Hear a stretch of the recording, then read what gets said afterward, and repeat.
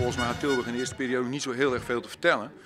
En vanaf de tweede periode durfden wij niet meer voor pucks te gaan. We durfden niet het fysiek aan te gaan. We maakten verschrikkelijke stomme straffen.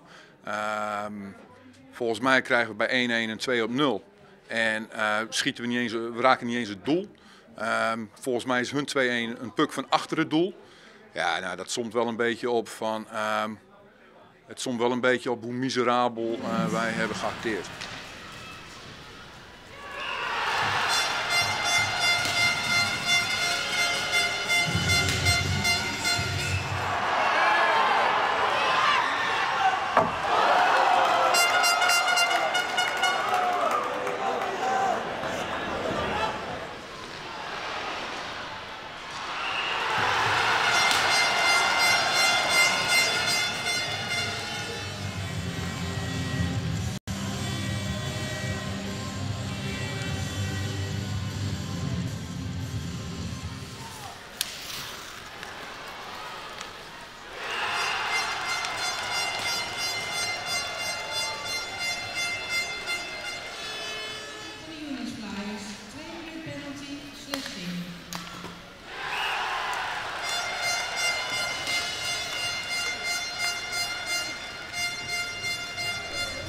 Het voelt nu niet leuk aan natuurlijk. Je hebt net verloren, maar je staat 2-1 achter. Dus ik bedoel, er is nog niks gespeeld.